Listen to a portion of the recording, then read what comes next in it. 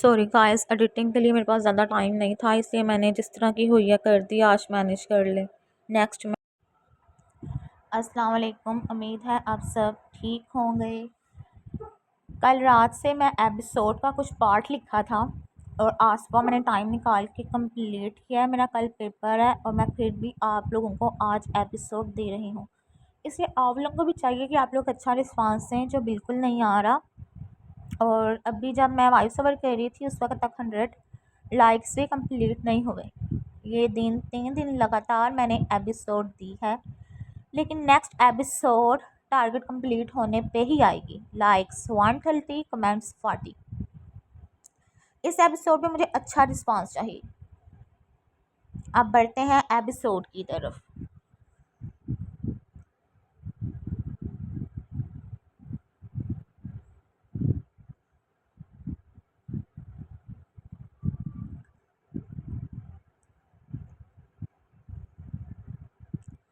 وہ ناک کر کے اندر داخل ہوئی تھی۔ روم میں پھیلی سگریٹ اور پرفیوم کی ملی جلی مہک نے ایک الگ ہی ماحول پیدا کیا ہوا تھا۔ ناک چڑھا کر وہ اسے دیکھتی ہے جو کھڑکی کے پاس کھڑا سگریٹ پی رہا تھا۔ ہان بھائی، اس کی پکار سن کر وہ غصے سے اپنے ہاتھ کی مٹھیاں بھینج کر خود پہ ضبط کرتا، سگریٹ کا گہرا کش لیتا۔ دھواں ہوا میں اڑا گیا تھا۔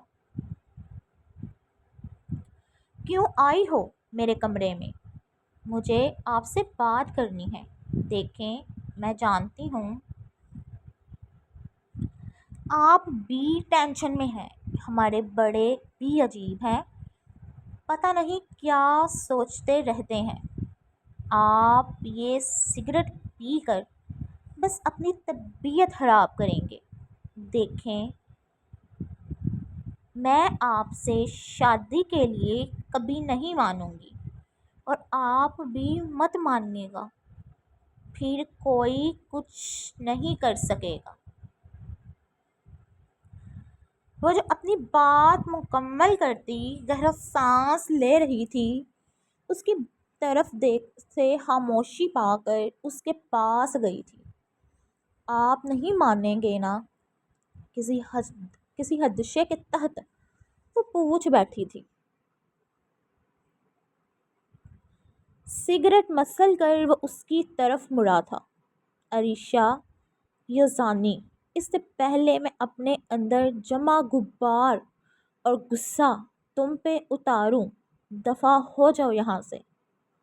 وہ جو آرام سے اس کے پاس کھڑی تھی، اس کی دھار سن کر اپنی جگہ سے اچھلی تھی۔ یہ بندہ میرے لیے پرفیکٹ کیسے ہو سکتا ہے؟ کاش موبائل کا کیمرہ آن ہوتا اور ویڈیو بنا کر بابا کو بھی دکھاتی۔ ڈیٹھوں کی طرح کیوں کھڑی ہو یہاں سے؟ وہ جو سوچوں میں گم تھی، دوبارہ اس کی آواز سن کر اپنے دل پہ ہاتھ رکھ گئی تھی۔ میں صرف آپ کو کہنے آئی تھی کہ کسی کی بات مت مانیے گا، اور راضی تو بالکل مت ہونا۔ تم ہوتی کون ہو مجھے کچھ کہنے والی؟ ہاں، وہ اس کی طرف قدم بڑھاتا سرد لہجے میں بولا تھا۔ دیکھے ہان بھائی، چپ، ایک دم چپ، نہیں ہوں میں تمہارا ہان بھائی۔ اس کی طرف تھوڑا جھک کر پھنکارا تھا۔ وہ اپنی آنکھیں پھاڑ کر اسے غصے سے سرخ پڑتا چہرہ دیکھ کر اپنا حلق تر کر گئی تھی۔ دیکھیں، آپ میرے ہان بھائی ہیں، میں آپ سے شادی کبھی نہیں کروں گی۔ دیکھتا ہوں میں کیسے نہیں کرتی تم۔ اس کی آنکھوں میں دیکھ کر وہ طنزیہ مسکرایا تھا۔ کیا مطلب اس کی سوالیہ نظریں خود پہ محسوس کرتا وہ سر جھٹک کر تھوڑا آگے ہوا تھا۔ مطلب یہی عریشہ یزدانی، تم میرے باپ کی پسند ہو، میری نہیں۔ لیکن تم نے مجھ پر اپنے مالک کے بیٹے کو ترجیح دے کر میری غیرت پہ وار کیا ہے، اور میری غیرت کہتی ہے کہ تم سے شادی کر کے تمہیں اپنی پناہوں میں اتنا بے بس کر دوں کہ تم تڑپتی رہ جاؤ، لیکن تمہیں پھر بھی رہائی نہ دوں۔ لیکن جانتی ہو مجھے ایسے بھی سکون نہیں ملے گا۔ اپنے سکون کے لیے میں ہر حد سے گزر جاؤں گا تاکہ تمہیں بے سکون کر سکوں۔ آپ ایسا نہیں کر سکتے، میں سب کو بتاؤں گی، میں ماما بابا کو بتاؤں گی، آپ کی ساری باتیں بتاؤں گی۔ ہاں جاؤ، شاباش، شوق سے بتاؤ، جا کر اعلان کروا دو کہ انس خان عریشہ یزدانی سے بدلے کے لیے شادی کر رہا ہے۔ میں بھی دیکھتا ہوں کون تمہاری بات کا یقین کرتا ہے۔ آپ غصے میں یہ سب کہہ رہے ہیں نا؟ نہیں، غصے میں نہیں، نفرت میں کہہ رہا ہوں، اور میں انس خان تم سے شدید نفرت کرتا ہوں، اور میری نفرت کو اپنے وجود پہ جھیلنے کے لیے تیار ہو جاؤ۔ دماغ خراب ہو گیا آپ کا۔ وہ جو ضبط سے اس کی باتیں سن رہی تھی، ضبط کھوتے ہی غصے سے چیخی تھی، اپنی آواز نیچی رکھو عریشہ یزدانی۔ وہ اس کی آنکھوں میں دیکھتا گرایا تھا۔ میں یہ شادی نہیں کروں گی، آپ کا منہ توڑ دوں گی۔ مجھے کمزور لڑکی مت سمجھیے گا۔ وہ نم آنکھوں سے اس سے دیکھتی باہر کی جانب بھاگی تھی۔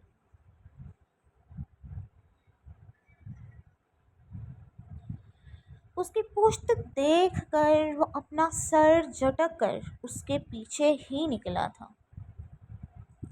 عریشہ، کہاں جا رہی ہو؟ سحر کی آواز سن کر انسنی کرتی وہ دروازہ عبور کر گئی تھی۔ انس، تم نے کچھ کہا اسے؟ نہیں ماما، میں کیا کہنے۔ وہ خود کو نارمل ظاہر کرتا اپنے کندھے اچکا گیا تھا۔ وہ اس طرح باغی کیوں ہے؟ اس کو چھوڑیں، مجھے آپ سے ضروری بات کرنی ہے۔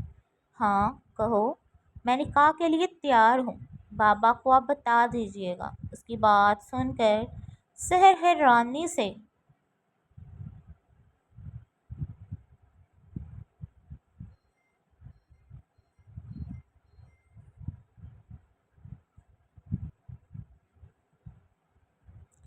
اسے دیکھتی ہے جو اس کے سر پہ بم پھوڑتا اپنے روم میں چلا گیا تھا۔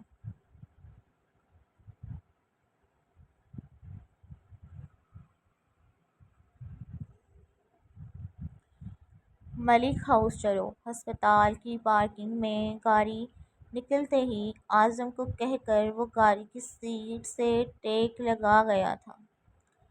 ڈریسنگ کروانے سے درد میں افاقہ ہوا تھا۔ سر اس ٹائم آپ کیسے اندر جائیں گے؟ میں نہیں جاؤں گا، وہ خود باہر آئے گی۔ موبائل پہ ٹیکسٹ کرتا وہ مسکرا دیا تھا، جانتا تھا اب وہ بھاگے آئے گی۔ آئزل جو عنایا کے پاس بیٹھی کوئی مووی دیکھ رہی تھی، اپنے موبائل پہ آتے نوٹیفیکیشن کی آواز سن کر عنایا کو ایک نظر دیکھ کر واٹس ایپ اوپن کرتی ہے۔ سامنے اس کے نمبر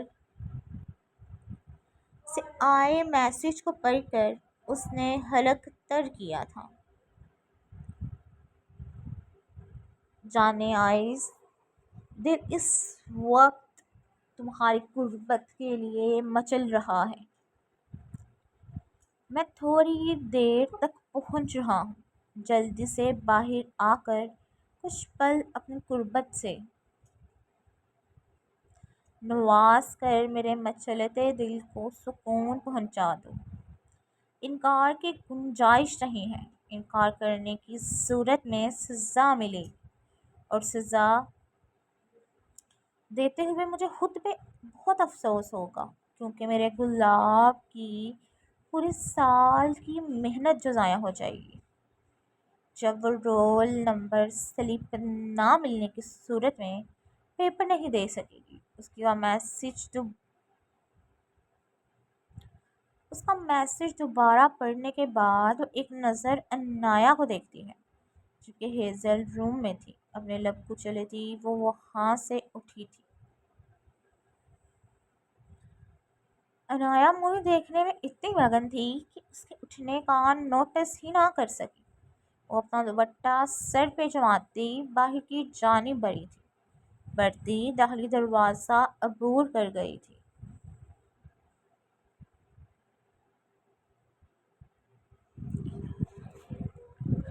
وہ باہر نکل کر اس کی گاڑی کو دیکھتی اس کی جانب بڑھی تھی۔ تصیف اسے دیکھ کر بھاگتا اس تک آیا تھا۔ آئزل باجی، آپ کہاں جا رہی ہیں؟ وہ ہڑبڑا کر اپنا دوپٹہ درست کرتی اسے دیکھتی ہے، پھر ایک نظر آئز کو جو غصے سے اس کی جانب بڑھا تھا۔ کون ہو تم؟ تصیف اس کی سرد آواز سن کر اس کی طرف پلٹا تھا۔ ہم انسان ہیں، تمہیں نظر نہیں آتا؟ آئزل باجی اندر جائیں، ورنہ میں حنان بابا کو فون کر دوں گا۔ تم اپنے حنان بابا کو فون کرو، میر بابا کو کرو یا شایان بابا کو کرو، لیکن میری بیوی کو روکنے والے تم ہوتے کون ہو؟ اور تم چلو۔ آئزل کو سہمتے کھڑے دیکھ کر بولتا اس کا ہاتھ پکڑ کر گاڑی کی جانب بڑھ گیا تھا۔ دیکھیں، میں کسی کو بتا کر نہیں آئی۔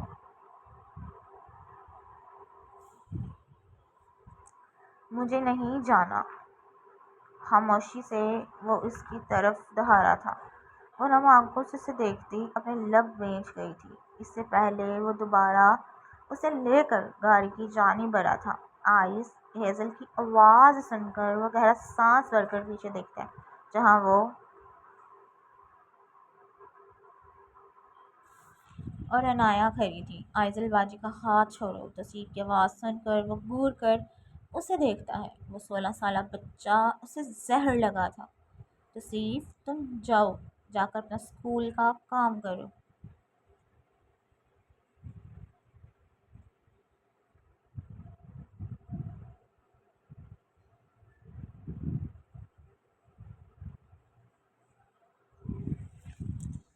ہیزل کی آواز سن کر وہ سر جھٹکتا چلا گیا تھا۔ وہ اپنی فیملی کے ساتھ بیک میں بنے رومز میں رہتا تھا۔ آئزل کا ہاتھ چھوڑو اور جاؤ یہاں سے، تم چلو اندر۔ وہ غصے سے آئزل کا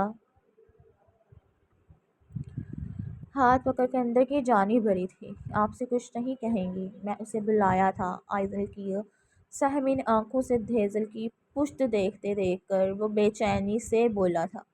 وہ اب اس کے علاوہ کسی اور سے خوف کھائے اسے کہاں منظور تھا، لیکن ہیزل انسنی کرتے اسے اندر کی جانب لے گئی تھی۔ تمہاری ساس نے تمہاری دال نہیں گلنے دینی۔ عنایہ کی بات سن کر وہ مسکرایا تھا۔ ساس کا داماد آگ لگانے اور آگ کو بھڑکانے میں ماہر ہے۔ آپ فکر مت کریں، میری دال گل جائے گی۔ اپنی آنکھوں پہ گلاسز لگاتا وہ گاڑی کی جانب بڑھ گیا تھا۔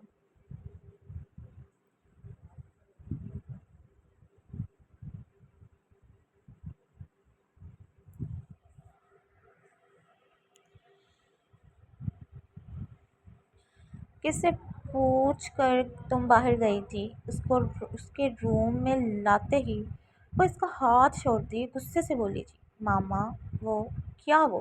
آئزل، وہ بڑکی تھی، اگر تو صرف اسے نہ بتاتا اس کا دل دہل گیا تھا۔ میں تم سے پوچھ رہی ہوں کچھ۔ وہ اس کا بازو دبوچتی گرائی تھی۔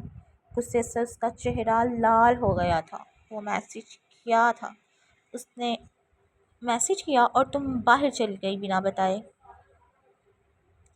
آئندہ بار تم اس روم کے باہر قدم نہیں رکھو گی، سمجھ آئی تمہیں؟ ماما، بابا نے ایسا کیا کیا جس کی وجہ سے میرے اس سے پہلے وہ بات مکمل کرتی ہیزل کا ہاتھ اس کے چہرے پہ نشان چھوڑ گیا تھا۔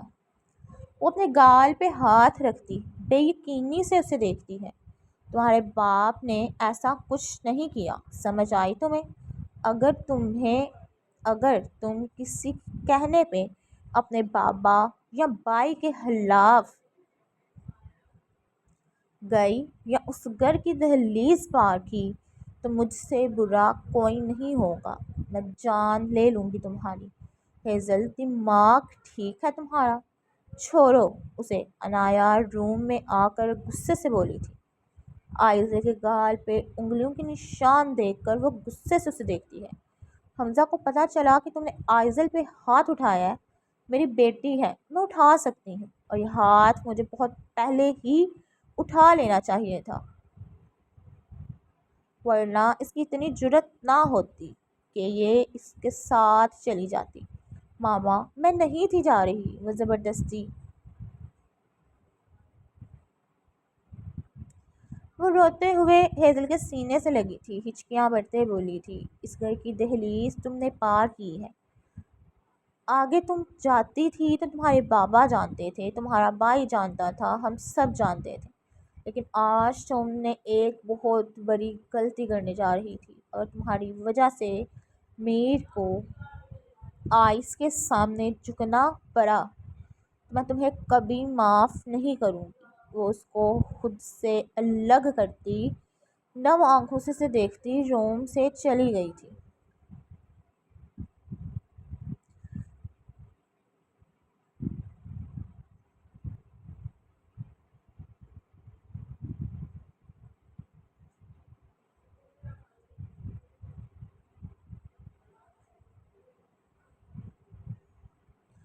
آنی میں جان بوجھ کر نہیں کیا، انہوں نے لڑکی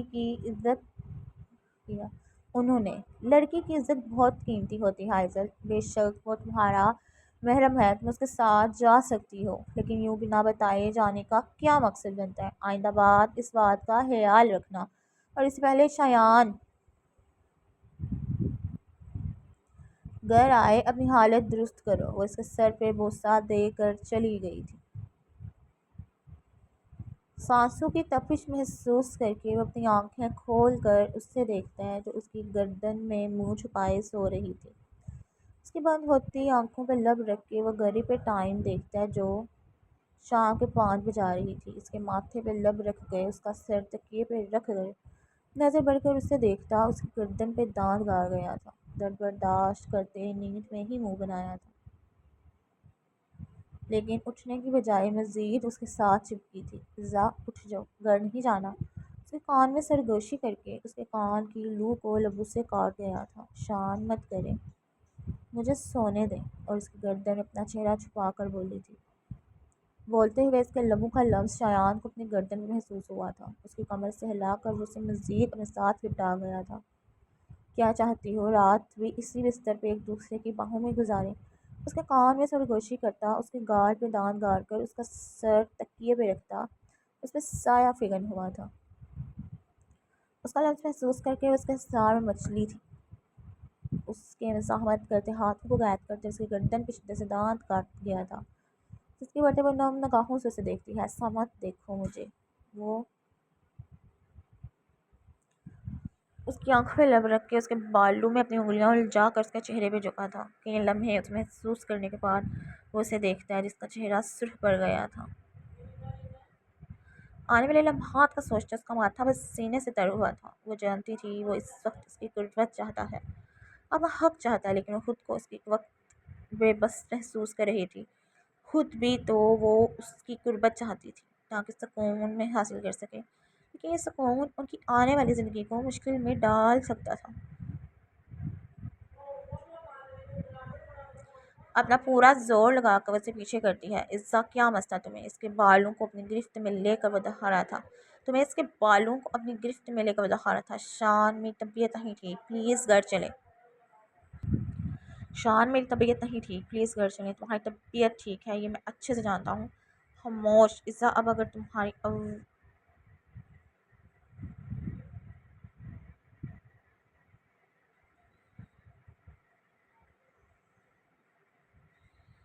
یار لگتا ہے ایڈیٹنگ نہیں